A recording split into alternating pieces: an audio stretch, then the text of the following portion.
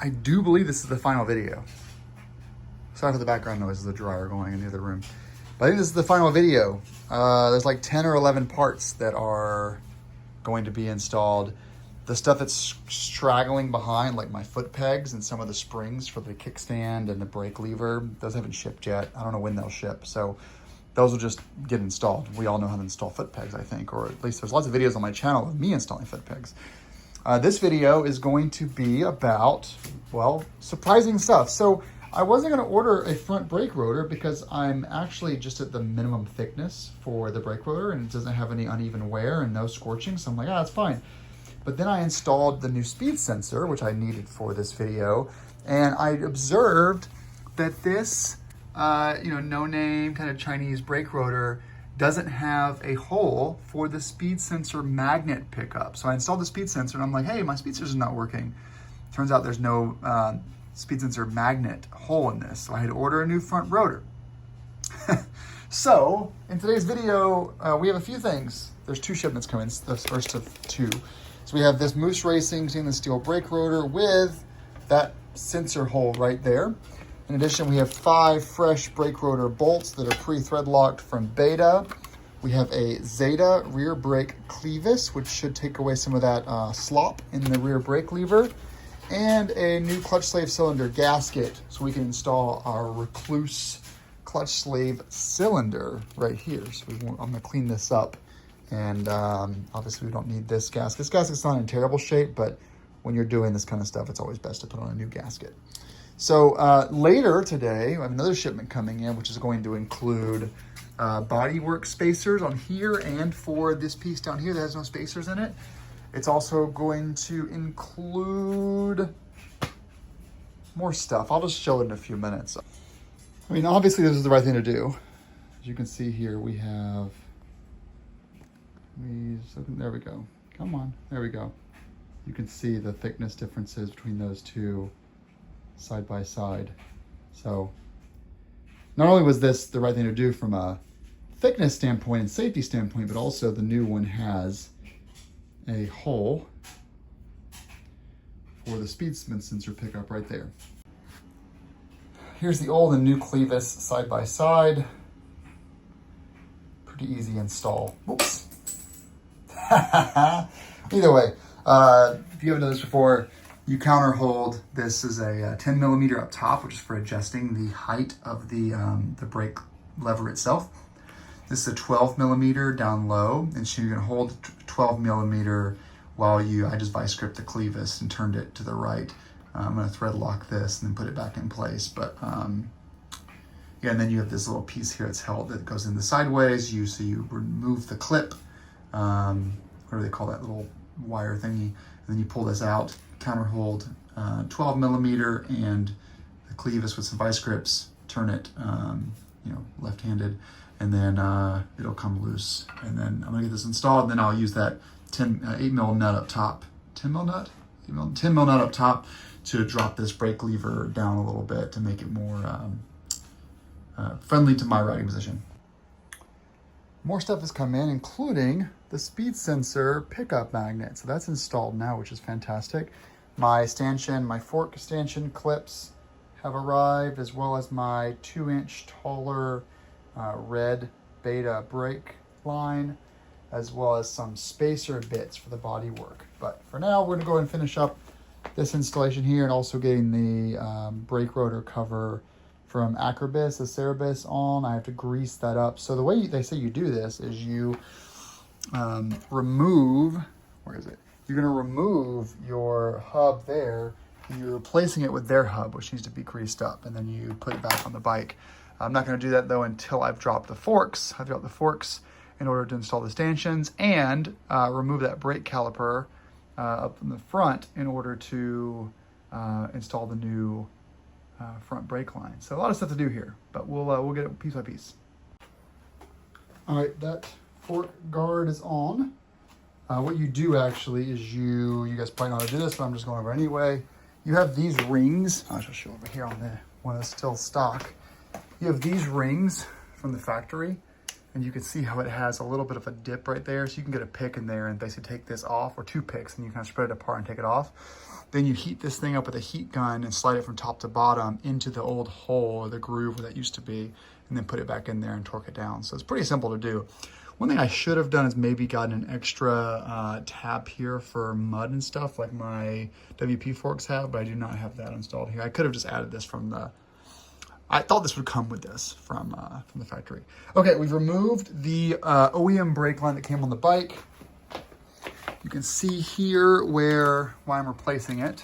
You see right there how that is. There we go. Come on, zoom. There we go. That part there is torn. No fluid was coming out, but just in case. So Beta sold me this Spiegler line, brake line for, I got it plus 2 inches. I don't know, I know why I did it, but I wasn't sure if I needed it or not. I just thought that I needed it because the other brake line felt a little bit tight. So it's fine to have a little extra sticking out there. Let's get that installed.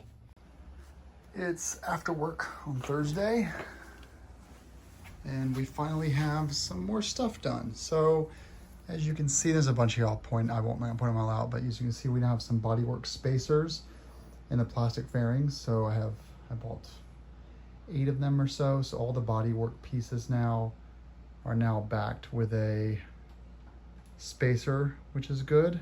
Spacers everywhere, which is a perfect, just nice to have for everything fitting together perfectly.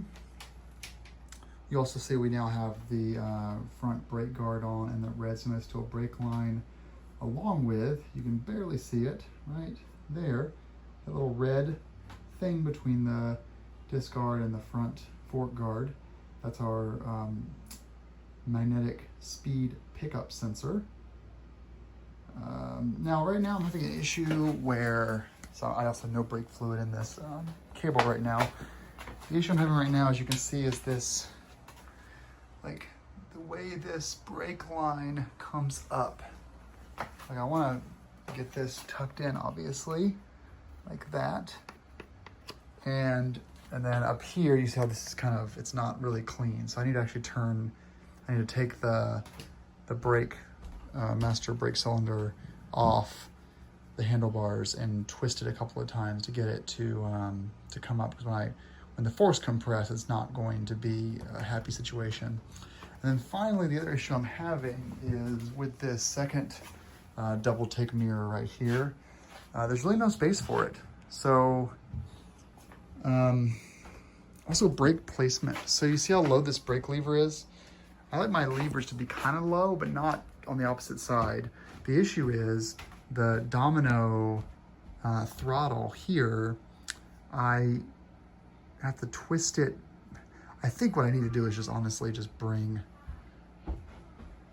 I don't know, like if you look at it like this, I like the handlebars being straight up in the air like that, but I think I need to angle them down because they are, they're too high up. I think that's gonna be the problem, but I guess ergos are gonna be this whole thing, but essentially I need to roll the bars back a little bit, adjust this domino to be up a bit, and then this feels good though, but it's definitely not like right there. It's not where, I can't squeeze it too much, there's no fluid in there. The clutch is much, so there's the clutch lever, and there's the brake lever. It's gonna get ripped off on the road. I don't know if I hit a tree or something. I don't know. Maybe the whole thing needs to roll, but we'll see. The Trail Tech is also kind of too high. Here's what I'm gonna do. I'm gonna fix this brake line to be better where it should be. I'm gonna fix the brake line. After I fix the brake line, the last thing I have to do is install the clutch slave cylinder, and then I'm done tonight.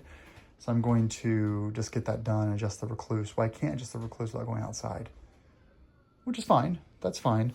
Also adjust the sag. I'll get the sag finalized, but the rear preload is set thanks to the slacker tool that I have, which I need to put away because it's over there.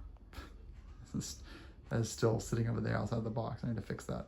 But anyway, the rear preload is set. Sag should be set. Get that clutch slave cylinder installed. That's easy to do. Get that done. And Sunday, I have a case saver coming from Beta for Recluse to go over that clutch slave cylinder. I also have a rear shark fin coming for the rear brake. And then at some point, the pegs and the ignition cover guard will show up. They have not shipped yet though. So, but all those bolts in the front are all tightened up, including the banjo, speed sensor is all set up. I just need to fix that brake line, but it's looking good though, right? I mean, look at the, if you look from here, it looks nice. I don't know if I'm really a fan of that front disc cover yet. We're gonna see how it does, but the fact that it replaces my hub spacer kind of scares me. But I also need to go through and just make sure everything is torqued. That's the one thing that I haven't done yet, is go through all these bolts and just check torque specs. Okay, ignoring the ergos then. We're not gonna do these ergos. We're just gonna get the brake line fixed, and then we're gonna fill that master, that's the caliper full of fluid and the line full of fluid, and then we can do the clutch slave cylinder. Well, I'm gonna call this video good. It's almost 10 o'clock. I'm getting up really early in the morning to hop on the 701 and go north into Canada for a couple of days. And so I'm all packed up and ready to go. But I think I've done enough for tonight. I basically went through all the parts that I've received. The hardest part tonight was actually getting these controls all mounted up, honestly. I mean, so I just did the Recluse. When the clutch slave cylinder is installed, I need to adjust it, obviously. But, man, this whole setup here is just a pain in the ass. So, this double take mirror isn't really sized for this part of the handlebars. Okay, I dried it up. I hope I didn't break the brake line. It was $100. If I broke it, it is what it is. I'm just getting a little impatient with 2 months into this build now. But essentially, I don't really feel like talking about it, honestly. The OEM brake line comes out like this. It's bent properly. And then the bottom piece obviously is just straight because it goes into the brake caliper. The one they sent me from Spiegel, it doesn't really matter. It doesn't matter. It doesn't matter. It doesn't, I can't find it, it doesn't matter. Anyway, I ordered it, it's for a Beta. I actually am doing a 2-inch longer brake line, and I need to tighten this back up. And it doesn't, I had to bend it. You're not supposed to bend this stuff, but I had to bend it because it wasn't just this. Before this even came in here, its departure angle from the master cylinder was I couldn't screw the master cylinder to the handlebars because it wouldn't even clear the handlebars. It was coming out at a weird angle. So I bent that with a pair of pliers. You see the marks there where I bent it. I didn't bend it again. I bent it just that. So it was leaking a little bit, so I tightened it back up. It's just braking is fine. You have two of them. You have 2 brakes. But, good thing I did the 2-inch longer because, yeah, I know it's on the center stand and all, but, like, this is really... Anyway, so, I don't know. I feel like I got the ergonomics where I want them. I may end up rolling the handlebars back a little bit. But, anyway... And then there's this. I don't know what's going on here. Let me see if I can pull this over my knee a little bit. There we go. This is the tire. This wear sound. It doesn't spin freely. Is that the Acerbis? Is that the brake caliper? I have no idea.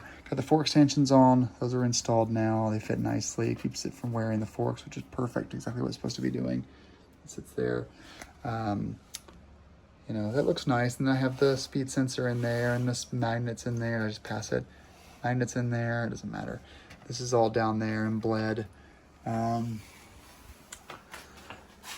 Spacers were in. I don't know. It was a big night. I didn't do as many videos as I want to. I'm just tired. Let me drop it off the stand and see how it looks with how it feels when I sit on it.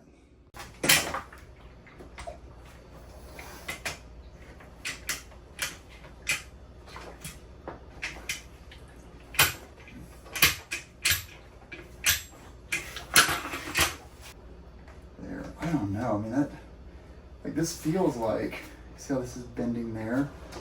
And maybe, I think what I need to do is order the OEM one.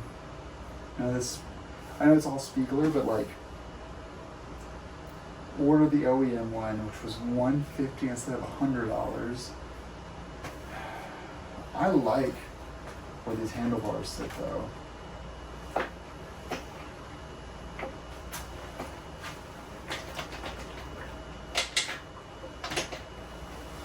That's better.